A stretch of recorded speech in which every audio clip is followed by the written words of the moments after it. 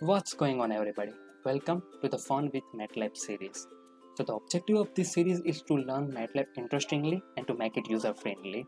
So today I'll show you how you can solve a maze using MATLAB. So let's get started. So I have read this image using imread command. So you can see that the dimension of the image are 200 cross 200 cross 3, meaning it's an RGB image, or you can also say that the image has a 3 dimension. Now, first thing I need to do is that to convert image into binary image. So this piece of code will convert the image into binary. So you can see the image here. So the dimension of the image are reduced to 200 cross 200. Here we are using a watershed transform to solve a maze. So from the MATLAB help, you can see that watershed transform finds an catchment basins. So let me show you what is an catchment basins.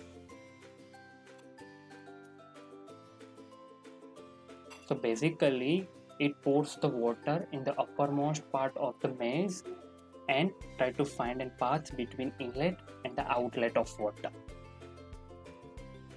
Furthermore, the transform will segment an image on a basis of possible paths in maze. So generally most of the maze have only one path, so the image will be divided into two parts.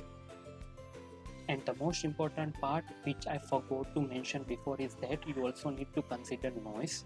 Here we have used a noiseless image, but this is not possible every time, so you need to take care of that also.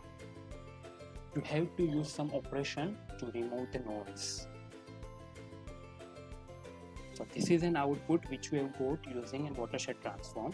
You can also see the command which we have used. Now what we'll do, we'll use a watershed transform once again on this image. So what will happen that the water will fall from here and it will follow this path and it will emerge from here and it will make a complete loop. So the only segmented image will be this, which is visible here, but due to its operation the path will shrink little bit, this much. So you can also find this difference using an imshowPair command. At last, take a difference of these two images to get an solved maze.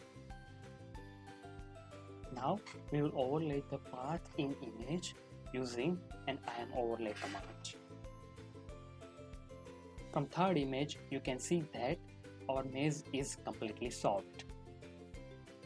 Thank you so much for watching this video. Please subscribe this channel to see more interesting videos and don't forget to check out the description for code. For any query, feel free to use comment section. Thank you.